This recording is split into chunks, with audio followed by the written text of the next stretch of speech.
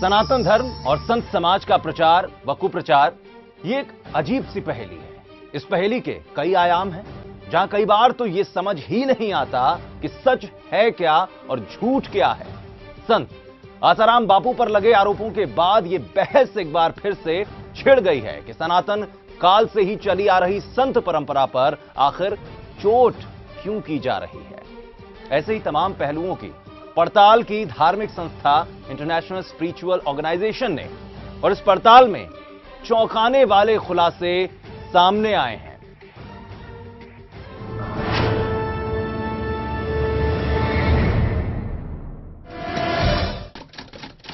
बीस अगस्त 2013 का दिन।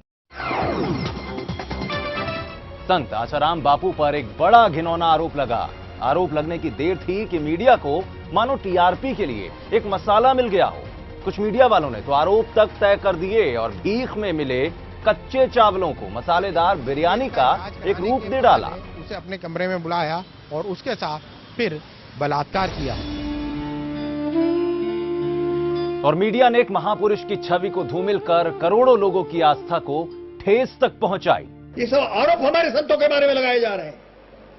नाश हो इस सरकार का, नाश हो ऐसे लोगों का जो इस प्रकार से हमारे संतों के संबंध में इस प्रकार की धारणा और भावना हमारे देश में पैदा कर। साधु संतों के बारे में अनेक आरोप लगाने की परंपरा देश में तेज हुई है। आपने किसी मौलवी पर, क्रिश्चियन पादरी पर आरोप लगाते हुए देखा है? और आसाराम बापू का जीवन जहां तक देखा है, बहुत सात्विक संत का जीवन है। जब तक इन्वेस्टिगेशन ठीक तरीके से नहीं हो, जब तक इतने बड़े संत का सामाजिक रूप से अपमान नहीं होना चाहिए, उस बेटी के प्रति हमारी सहानुभूति है। पर वो जिन षड्यंत्रकारियों का शिकार हुई वो बेटी, उनके खिलाफ सख्त कार्रवाई करना चाहिए। उनकी 40 साल की सेवा, त्याग, इसको नजरअंदाज कर तथ्य तक पहुंचे बगैर सीधी गिरफ्तारी की मांग कर डाली। जैसे जैसे समय बढ़ा, खबरों ने अजब गजब मोड़ लेने शुरू कर दिए। जैसे ही मेडिकल रिपोर्ट आई तो मानो मीडिया को सांप सूंघ गया हो। खबरों को मसाला बनाकर तो परोसा गया, लेकिन बलात्कार की पुष्टि न होने पर किसी ने माफी तक नहीं मांगी। और माफी मांगना तो दूर, इस खबर को ठीक ढंग से दिखाया तक नहीं। लेकिन मेडिकल जांच में रेप की पुष्टि नहीं होने के बाद जोधपुर पुलिस ने रेप का आरोप हटा दिया था। चलिए देखते हैं जोधपुर के डीसीपी अजय लांबा क्या कुछ कहते हैं इसको लेकर। एफआईआर में बच्ची ने 376 का आरोप नहीं लगाया। हम बार बार ये कह रहे हैं कि मेडिकल रिपोर्ट जो दिल्ली में से आई है हमारे पास, मेडिकल रिपोर्ट में भी किसी भी तरह से 376 के आरोप के पक्ष में कोई एविडेंस नहीं है। सबसे पहला और सबसे अहम सवाल तो ये था कि जब लड़की के मुताबिक वारदात 15 तारीख को हुई तो वो 5 दिन तक आखिर क्या कर रही थी। अगर वो लोग सुबह 16 की सुबह को यहाँ से रेलवे स्टेशन सैजापुर के लिए निकले थे जाने के लिए, तो रेलवे स्टेशन के बीच में तकरीबन 4 से 5 पुलिस स्टेशन पड़ते हैं, तो वो लोग वहाँ पे भी एफआईआर कर सकते थे, वहाँ पे भी अपनी रिपोर्ट दर्ज कर सकते थे। अपने साथ जो भी हुआ है वहाँ पे वो लोग बता सकते थे कि मेरे साथ में ये अत्याचार हुआ है। तो अगर हुआ है तो वो लोग यहाँ पे भी बता सकते थे। दिल्ली में जाने से, वहाँ जाने के बताने से ये एक नया सवाल खड़ा होता है। अगर ऐसी हरकत किसी महिला या बच्ची के साथ हो तो क्या वो एक पल भी चुप रह सकती है? सवाल बहुत ज्यादा अहम है। जिस दिन वो लोग यहाँ से निकले थे 16 की सुबह, तो वो लड़की के पिताजी ने बापू से सुबह 7:30 बजे निकलने की आज्ञा भी ली थी। आज्ञा भी ली थी। फिर हमारे साथ में इधर आए, खाना खाया और हंस मिल के बच्ची एकदम अपने पिताजी के साथ हंस मिल के बातचीत कर रही थी। और मेरे लड़के और लड़की को उन्होंने पैसे दिए, 100 रुपये भी दिए हैं। फिर मेरा चचेरा भाई उनको रेलवे तक ड्रॉप करके भी आया है। वो माता पिता समेत जोधपुर से शाहजहांपुर और फिर 2 दिन के बाद यानी 18 से 19 अगस्त को संत आसाराम बापू की दिल्ली सत्संग में दर्शन करने क्यों आई?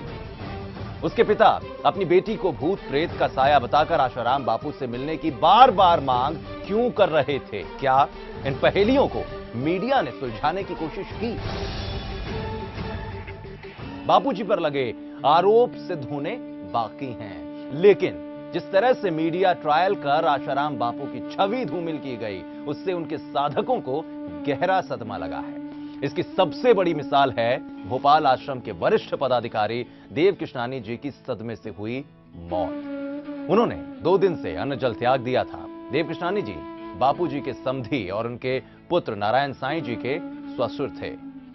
इस वजह से बापूजी मध्य प्रदेश पहुंचे और पूछताछ के लिए पुलिस के सामने पेश नहीं हो सके। वो इंदौर आश्रम में जोधपुर पुलिस का इंतजार कर रहे थे। इसके साथ ही उन्होंने हर तरीके की पूछताछ के लिए सहयोग करने और अगले दिन जोधपुर जाने की तैयारी भी कर ली थी।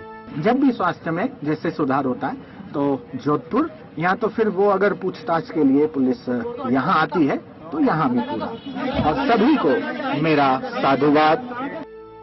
लेकिन मीडिया ने झूठी खबरें फैलाई कि बापूजी फरार हैं। मीडिया का दबाव बढ़ता गया और सरकारी तंत्र डामाडोल होने लगा। 31 अगस्त की रात 1 बजे देश के 75 वर्षीय सम्मानित संत को पुलिस जबरदस्ती उठाकर ले गई। और इतना ही नहीं, बापूजी के अंगत सेवक को मारा पीटा गया और रात भर कोई फ्लाइट ना होने के बावजूद बापूजी को इंदौर हवाई अड्डे पर सुबह तक बिठाकर रखा गया। टीआरपी के लिए मीडिया बापूजी की खबरों से हटा नहीं और जनहित के तमाम मुद्दे दफन से हो गए। रुपए की कीमत जमीन पर आ गई, पेट्रोल के दाम आसमान छूने लगे और कई दिनों से अधर में लटका फूड सिक्योरिटी बिल आराम से पार्लियामेंट में पास हो गया। इन सब पर मीडिया की नजरें नहीं गिरी। इन खबरों से मीडिया की टीआरपी की भूख नहीं मिटती। महज एक आरोप के बिना पर 50 सालों से लोक कल्याण में अविरत संत के समाज के प्रति अभूतपूर्व योगदान को नजरअंदाज कर दिया गया। उनके साथ एक आतंकवादी से भी बदतर सुलूक किया गया। अभी जो अपमान का जो हमारे सामने दृश्य आ रहा है वो हमारे पूज्य बापू आसाराम बापू 80 वर्ष की उम्र है, किसी लड़की के ऊपर का रेप का चार्ज लगा करके उनको हमारे गिरफ्तार करते हो। ये गिरफ्तारी उनके लिए नहीं है, गिरफ्तारी हिंदू समाज को बताने के लिए कि तुम्हारे संत, इनके हम जो निष्ठा है, जो तुम्हारे अंदर सम्मान है, उनका जो श्रद्धा का भाव है, इसको हम मिटा कर रखते हैं। क्या इस तरह की कार्रवाई सरकार पर बहुत बड़ा सवालिया निशान नहीं लगाती? क्या सरकार ने यह कदम उठाने से पहले एक बार भी यह विचार नहीं किया कि इससे करोड़ों लोगों की आस्था को कितनी ठेस पहुंचेगी? आखिर क्यों सरकार ने मीडिया के दबाव में आकर यह कदम उठाया? तो सिर्फ आसाराम बापू के समर्थक ही नहीं, बल्कि हर वो शख्स जिसे जाने अनजाने बापूजी के ज्ञान से फायदा पहुंचा, वो भी समर्थन में सड़कों पर उतर आया। ऐसा दुष्प्रचार किया गया कि बापू के समर्थकों ने गुंडागर्दी की, लेकिन हकीकत कुछ और ही थी। बापू के समर्थकों ने देश भर में शांतिपूर्ण तरीके से धरना देकर अपनी बात कहने की कोशिश की। समर्थकों ने मांग की कि हमारे बापू निर्दोष हैं, बापू को सताना बंद करो। क्या लोकतांत्रिक देश में अपनी मांगों के लिए शांतिपूर्ण तरीके से धरना देना भी गुनाह है? हम सिर्फ यही कह रहे हैं, हमारे बापू को रिहा कर दो, हमारे बापू सच्चे हैं, हमने किसी को नुकसान नहीं पहुंचाना। घटिया बोले हमारे बापू के साथ, एसपी साथ, सच करो, करोड़ों जनता, करोड़ों साधकों के साथ, करोड़ों साधकों के साथ अन्याय हो रहा है, हर एक बंदा रो रहा है। बापू जी के साधक से भी ऐसी उम्मीद नहीं की जा सकती है, बापू जी की तो बहुत दूर की बात है। हद तो तब हो गई जब शांति से धरना दे रहे इन साधकों पर पुलिसिया कहर बरपा। जो आसाराम के समर्थक हैं वो बड़ी संख्या में यहाँ पर चले आए हैं। यहाँ देखिए ओम ओम कर रहे हैं। यहाँ पर जो पुलिस वाले हैं ये लोगों को भगाने की कोशिश कर रहे हैं। यह देखिए लाठीचार्ज हो गया, लाठीचार्ज हो गया यहाँ पर जोधपुर जेल के बाहर, जोधपुर जेल के बाहर लाठीचार्ज हो रहा है। यहाँ पर आसाराम के समर्थकों को मार मार कर भगाया जा रहा है। निर्दोष समर्थकों को बेरहमी से पीटा गया और कई समर्थकों पर केस तक ठोक डाले गए।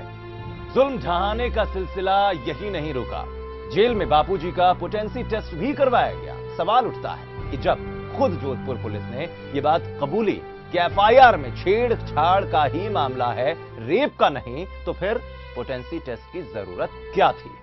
यह अत्याचार नहीं तो और क्या है? मीडिया ने पीड़ित लड़की की सहेली से भी बातचीत की, लेकिन किसी ने उस वीडियो को दिखाने की जहमत तक नहीं उठाई, क्योंकि उस बयान से दूध का दूध और पानी का पानी हो जाता। जो सच मीडिया नहीं दिखा पाया, वो सच अब हम आपको दिखाते हैं। उसको बोला कि पूछा कि आप इसे बापूजी को झूठा आरोप क्यों लगाया, झूठा आरोप क्यों लगाया? तो उसने बोला कि मेरे मम्मी पापा करवा रहे हैं, मैं कुछ नहीं कर रही हूँ। उसने ये बोला। तो सवाल उठता है कि आखिर सच क्यों छुपाया गया। महज आरोपों के आधार को मुद्दा बनाकर, घंटों मसाला बनाकर जनता के सामने क्यों परोसा गया। आइए जानने की कोशिश करते हैं कानून के विशेषज्ञ और बापूजी के वकील के मनन से। आपने देख लिया, आपने पढ़ के मैंने सुना दी है आपको। 376 रेप केस नहीं बनता है, रेप केस के कोई चार्जेस नहीं है, और उस पे आउटरेस्ट मोडेस्टी के कोई चार्जेस नहीं है। अटेम्प्ट, जो अटेम्प्ट वाली बात है, उस पे अगर अटेम्प्ट है तो बेलेबल ऑफेंस बनता है, फिर उनको अरेस्ट किस बात के लिए किया है। कानून, आप कानून को पढ़ लो पहले। टच का मतलब ये नहीं है कि आप किसी रात आप चलते चलते 20 को टच कर रही हैं, आपका रोज अरेस्ट होते फिरेंगे। मत करो ऐसी बातें। सुनो, लॉ ऐसा बन गया, तुम भी चक्कर में आ सकते हो कभी ना कभी, ये बता रहा हूं मैं आपको। मत चक्करों में करो ऐसे क्रॉस एग्जामिनेशन। मैं एंकर्स को भी कह रहा हूं, चूंकि लॉ को समाज के मुताबिक बनना चाहिए, समाज के लिए कानून होता है। ऐसा भी कोई एलिगेशन नहीं है। ये मुझे बड़े दुख के साथ कहना पड़ता है कि एक तरफ की जो स्टोरी आप चलाए बैठे हो, ये कोई आपके लिए अच्छी बात है, समाज के उत्थान के लिए कोई अच्छा कार्य कर रहे हैं आप। चंद्रा स्वामी का केस याद है सबको? बिल्कुल बिल्कुल। लखू भाई पाठक केस में 9 महीने जेल में जी बरी हुए, सेंट किट्स बरी हुए, बाकी 9 केसों में फेरा में बरी हुए। एक बार भी क्लिप दिखाई आज तक आप लोगों ने उसकी? उस समय उसको नंगा करके रख दिया तमाम दुनिया के आगे। आज एक केस में भी, और मैं ही लॉयर हूं उसमें, अब बताइए 9 महीने उसकी जिंदगी के कोई वापस दे सकता है आज? और सुप्रीम कोर्ट में बेल हुई थी जाकर, जब सुप्रीम कोर्ट ने ये टिप्पणी करी थी कि ऐसे केसों में तो मजिस्ट्रेट को बेल दे देनी चाहिए थी जी, और वो एंटीसिपेटरी पे थे पहले। तो मेरा मानना यह है कि कानून की प्रक्रिया जब शुरू हो गई है, आपके माध्यम से मैं बाकी चैनल को भी कल भी कहा है कि बैलेंस स्टोरीज, अपनी स्टोरी मैं कहूंगा कि मीडिया में सारे चैनल एक जैसे नहीं है, कुछ चैनल्स का व्यापार हो गया है। जी हां, बापूजी के पास रहने वाले शिवा का भी नाम एफआईआर में दर्ज था, जिसका इस केस से शायद कोई वास्ता नहीं, लेकिन फिर भी उसने जांच में सहयोग के लिए खुद को पुलिस के हवाले कर दिया। लेकिन पुलिस ने जांच के नाम पर हद ही पार कर दी। आइए जानते हैं शिवा की जुबानी, जो उसने कस्टडी के वक्त वहां के माहौल को देखा और उस पर जो बीती। मेरे पास ऐसा कोई सबूत नहीं है। बाकी मेरे को जो बताना था, हालांकि मेरे से जबरदस्ती बहुत की जा रही थी कि मेरे पुलिस ने क्या जबरदस्ती किया? जबरदस्ती तो मेरी चोटी की शिका पूरी खींच उखाड़ दी थी, फिर काफी मारा, धमकाया कि जो हम बोले वो आपको बोलना है, जैसा हम बोले वो बोलना है। और कोई मेरे पास वो पेपर भी लाए कि फलानी सीढ़ी है मेरे पास है, ऐसा करके सिग्नेचर कर दो बड़े बड़े अधिकारी। बात तो कहीं सीढ़ी की हुई है ना? नहीं, मेरे को सिग्नेचर कर रहे हैं, बोल रहे कि तू आप मेरे को सिग्नेचर करके दो कि मेरे को। मैं बोला ऐसे ही जबरदस्ती में कोई भी साइन कराने के लिए तैयार हो रहे। पुलिस की बर्बरता और अन्याय को मीडिया ने जनता के सामने रखना मुनासिब नहीं समझा, बल्कि शिवा को मोहरा बनाकर पुलिस और मीडिया ने दुनिया के साथ खूब आंख मिचोली खेली। अश्लील सीडी के नाम पर जनता को भ्रमित किया गया। शिवा के नाम पर सरासर झूठे बयान दिखाकर पूरे देश को गुमराह करते रहे। कई चैनलों ने तो पूरे दिन इसी खबर को चलाया, लेकिन कस्टडी में लिए गए शिवा के बयान ने मीडिया के मुंह पर एक करारा तमाचा लगाया है। सिर्फ कुछ चैनलों ने सच दिखाने की हिम्मत दिखाई। बापूजी कभी किसी लड़की से एकांत में मिलते नहीं है, और वो लड़की ने मेरे खिलाफ आरोप लगाया था कि शिवा ने अंदर भेजा था, और बाद में शिवा ने धमकी दी कि बाहर जाके कुछ बताना नहीं। मैंने कोर्ट में सब मेरे सारे सबूत पेश कर दिए है कि मेरे पास ऑलरेडी टिकट है। 8 बजे की 7 बजे वहाँ से निकल गया था मैं, 6:45 बजे निकल गया था। 8 बजे की मेरे पास टिकट है, और सारा मैंने उनको, मेरे अगर टिकट से भी नहीं माने तो मेरे मोबाइल की कॉल डिटेल है पूरी, मेरा नंबर पूरा चाहे तो ले सकते हो, उसकी कॉल डिटेल निकाल सकते हो। मैं बाकायदा इस केस में कहीं हूँ ही नहीं। लड़की ने क्यों आई थी? आपने बुलाया था कि? नहीं, मैं बापूजी के साथ प्रसाद की सेवा में रहता हूँ, तो हर कोई मेरे को फोन करता है, जो भी फोन करे उसको मैं सबको मैं जवाब देता हूँ। अगर मेरी सेवा खाली प्रसाद की रहती है तो मैं प्रसाद तक की सेवा रहता हूँ, बाकी मैं कम से कम 8 साल से गुरुजी के साथ रहता हूँ, ऐसा कुछ हुआ नहीं है। और बाकी उसके बाद में भी मैंने सुना कि उसको ये हादसा हुआ, उसके बाद अगर कोई लड़की रहती तो ये वहाँ रुकती नहीं, एक कदम भी पैर चप्पल भी नहीं पहनती और तुरंत भाग जाती, माँ के पास रोती। बाप के पास रोती, लेकिन रात को रुकी, फार्म हाउस के मालिक के लड़के के साथ खेली, खेलने के बाद उनके बच्चों को 200 रुपया भी दिया। फिर फार्म हाउस का मालिक छोड़ने जा रहा है 9-10 बजे तक, तभी कुछ नहीं बोल रही। सारा मैंने कोर्ट में मेरा नंबर आपको बोलो तो दे सकता हूँ, आप खुद कॉल डिटेल निकाल सकते हो, खुद मेरा नेटवर्क निकाल सकते हो। मेरे पास कोई सीडी नहीं है, नहीं कहीं दूसरी आपने पता भी नहीं है, तो ऐसे ही अपने मन से। शिल्पी का नाम दिया गया, आपको पता है? हाँ, तो वो तो वार्डन है, मेरे को पता नहीं कौन है वार्डन है। वार्डन को कितनी सारी वार्डन होगी, मैं कैसे जानूंगा? आपकी शिल्पी से उस दिन बात नहीं हुई? कभी नहीं। मेरा उसमें कॉल डिटेल में चेक कर लो। जो कर्मवीर सिंह जी है, लड़की के पिताजी, वो भी बुरे नहीं है, मगर कहीं ना कहीं ये सेटिंग किया हुआ है। मेरे पास ऐसा कोई सबूत नहीं है। बाकी मेरे को जो बताना था, हालांकि मेरे से जबरदस्ती बहुत की जा रही है। गुरुकुल की वार्डन शिल्पी को बापू का राजदार बताकर मीडिया ने खूब बवंडर मचाया। पुलिस आसाराम की इस राजदार की तलाश में जुटी हुई है। पिछले 6 दिनों से उसे देश भर में तलाशा जा रहा है, लेकिन शिल्पी इतनी शातिर है कि पुलिस के हाथ नहीं लग रही है। डीसीपी अजय पाल लांबा के बयान ने मीडिया को फिर नंगा किया। शिल्पी से जब भी पुलिस को अनुसंधान करना होगा, उसी समय शिल्पी से अनुसंधान करें। हमारी जानकारी में सारे तथ्य हैं कि कौन कहां हो सकता है।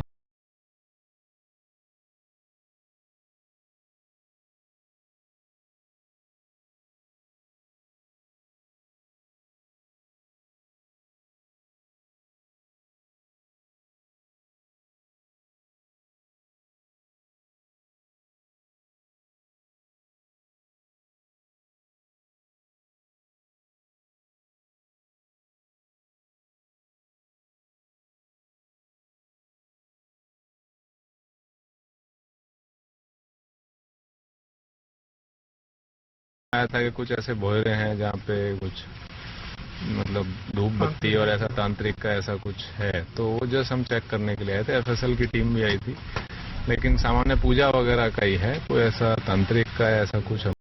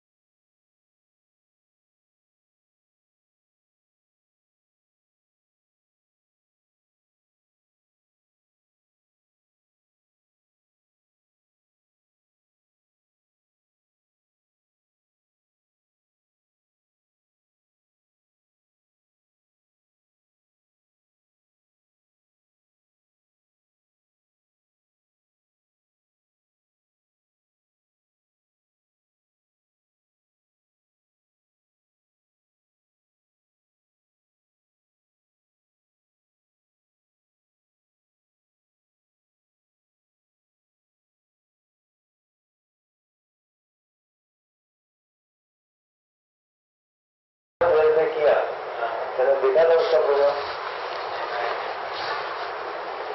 वो वाला काम मेरे को नहीं करना। उन्होंने किसी लड़की को पेश किया सीवी के आगे। मीडिया अगर अच्छा है उसने 2-3 न्यूज उछाल दी। मीडिया अगर अच्छा है उसने 2-3 न्यूज उछाल दी, तो हो गया, उसकी क्लैरिटी बढ़ गई, उसका तो काम है।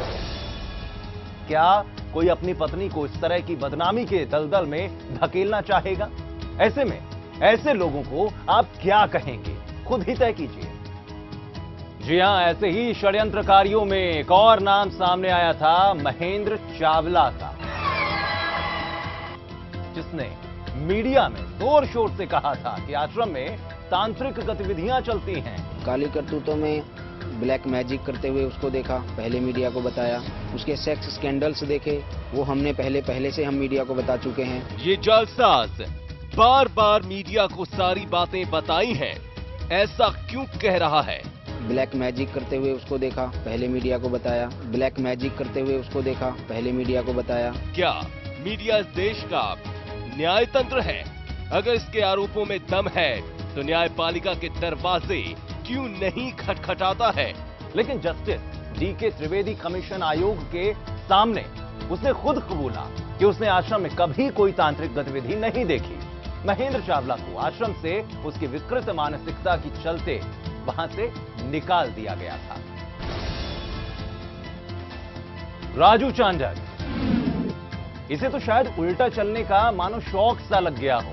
एक स्टिंग ऑपरेशन में साफ साफ ये दिखाई दिया कि कैसे एक लड़की को बापू आशाराम के खिलाफ रेप का आरोप लगाने के लिए तैयार कर रहा हो और इस खेल के लिए वो 5 लाख रुपए देने को तैयार भी नजर आया।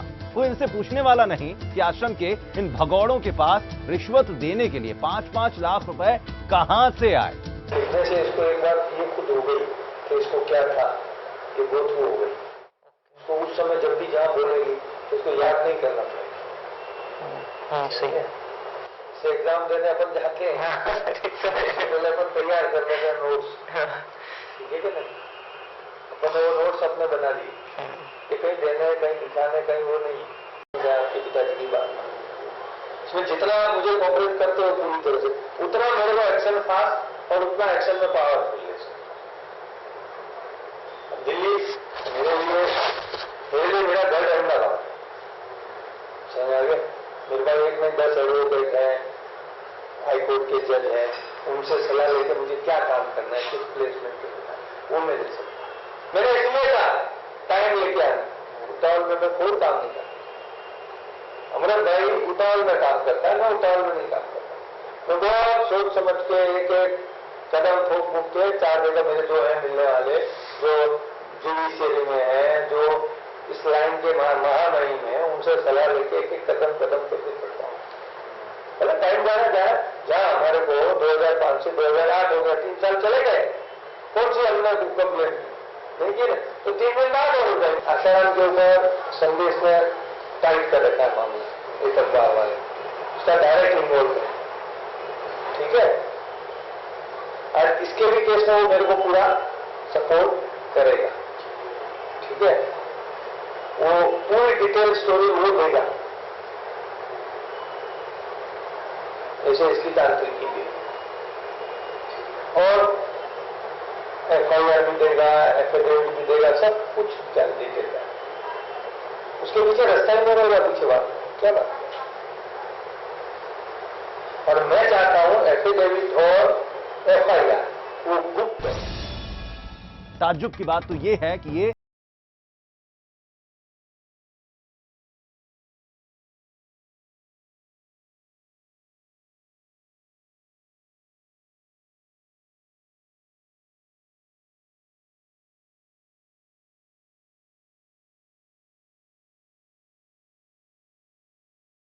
वो कब्जा कर ले। मर गया, कहीं चला गया, सुरेश कहीं अलग बैठा है, कोई अलग बैठा हुआ, कोई आदमी है नहीं जो ट्रस्ट की लिस्ट में था, तो क्या करोगे आप? पूरा हो जाएगा। और ये वही राजू चांडक है जिसने 5 दिसंबर 2009 को अपने ऊपर गोली चलवा ली और आरोप सीधे सीधे आश्रमवासी गजानन पर मढ़ दिए। हालांकि जांच पड़ताल में ये सारे आरोप झूठे पाए गए। जी हां, जब भी बापूजी पर आरोप लगते हैं तब ये दलाल मीडिया आश्रम से बगावत कर निकले 4-6 भाड़े के टट्टुओं को सामने बिठाकर खूब बहसबाजी करती है और इतने कुप्रचार के बावजूद भी बापूजी के सत्संग में खिंचती साधकों की भीड़ साधारण व्यक्ति को भी सोचने पर मजबूर करती है कि आखिर कोई तो बात है। प्रश्न ये है कि क्या मीडिया घराने में बैठे और खुद को बुद्धिजीवी कहने वाले लोग क्या कभी लाखों करोड़ों साधकों से पूछने की फुर्सत उन्हें नहीं मिली कि आखिर बापूजी के सत्संग से उन्हें क्या लाभ हुआ? दांतों तले उंगलियां दबा लेने वाले हजारों भक्तों के अनुभव बताने के लिए क्या उनको आधे घंटे का वक्त नहीं मिला? उत्तर स्पष्ट है। यही भक्तों की भीड़ धर्म और गुरु के प्रति आस्था इनकी आंखों की किरकिरी बन गई थी, क्योंकि इसी सनातन आस्था ने मीडिया के कुप्रचार के पुरजोर प्रयास को तोड़कर रख दिया था और ये उन्हें सहन होता भी तो कब तक। जी हां, मीडिया की शर्मनाक हरकतें सिर्फ यही नहीं रुकी। बापूजी की गिरफ्तारी के तुरंत बाद सभी चैनल और अखबारों ने मानो आश्रम पर धावा बोल दिया हो। बापू के आश्रमों के बारे में इस तरह परोसा गया मानो आश्रम कोई बियर बार या फिर अय्याशी का अड्डा बन गया हो और इन्हें बंद किया जाए। अवैध कब्जे से लेकर जबरदस्ती जमीन हड़पने तक के सारे बेबुनियाद आरोप लगाकर लोगों में आक्रोश पैदा करने की एक कोशिश की गई। सरकारी तंत्र को तो मानो इन्होंने अपनी जेब में रख लिया हो और खुद को ही सर्वे सर्वा मान लिया हो। क्या कभी इन बड़बोलों ने आश्रम जाकर वहां की शांति को अनुभव किया? पीपल, नीम, वट वृक्ष और तुलसी की शुद्ध हवा से युक्त गौधूप के वातावरण में स्वतः होने वाले आध्यात्मिक विकास एवं शारीरिक रोगों से मुक्त होने का नुस्खा आजमाया? क्या कभी आश्रम द्वारा प्रेरित विभिन्न सेवाओं में निस्वार्थ भाव से समाज के उत्थान में हाथ बटाया? कभी नहीं। अगर ऐसा रत्ती भर भी किया होता तो ऐसे महापुरुष के बारे में अनर्गल बोलने या फिर लिखने से पहले तथ्यों की जांच जरूर होती। जी हां, हकीकत यह है कि मीडिया अपने ही जाल में खुद फंस चुका है। कई सालों से जमीनों पर कब्जे करने और आश्रम सील करने की बात कही गई, लेकिन आज तक कोई भी मामला सिद्ध करके नहीं दिखाया गया। 425 आश्रमों में से सिर्फ 2 या 3 आश्रमों की बाउंड्री की सीमाओं का सही आकलन न होने के कारण कुछ हिस्से हटा दिए गए। नासिक आश्रम की दीवार सरकारी रोड बनाने के लिए हटाई गई और इन्हीं कुछ दृश्यों को दिखाकर जनता को खूब गुमराह किया गया कि आश्रम सील कर दिए गए हैं। सिर्फ संत आसाराम ही नहीं बल्कि भारतीय संस्कृति के रखवालों पर इन षड्यंत्रकारियों की कुदृष्टि पड़ती ही रही है। शंकराचार्य जयेंद्र सरस्वती को भी 2004 में बड़ी ही बर्बरतापूर्वक जेल में ठूंस दिया गया। तब बापूजी से यह अत्याचार सहन नहीं हुआ और बापू भी मैदान में कूद पड़े। उस वक्त बापू ने जंतर मंतर पर अनशन भी किया था। संत कृपालू जी महाराज हो या फिर डेरा सच्चा सौदा के बाबा राम रहीम अथवा योग गुरु स्वामी रामदेव या फिर स्वामी नित्यानंद महाराज, सभी संतों पर किसी न किसी तरीके के आरोप लगाकर उन्हें प्रताड़ित किया जा चुका है। हम जनता से अपील करते हैं कि ऐसे लालची और 2 पैसों के अखबार और चैनलों से सावधान रहें। यह आपको गुमराह करने की गंदी साजिश है और इन दलालों का तो कहना ही क्या, अंग्रेजों की नीति अपनाकर साधु से साधु को लड़ाकर उनके भक्तों को आपस में एवं समाज से लड़वाकर हिंदुत्व को नष्ट करने की साजिश स्पष्ट रूप से दिखाई पड़ती है।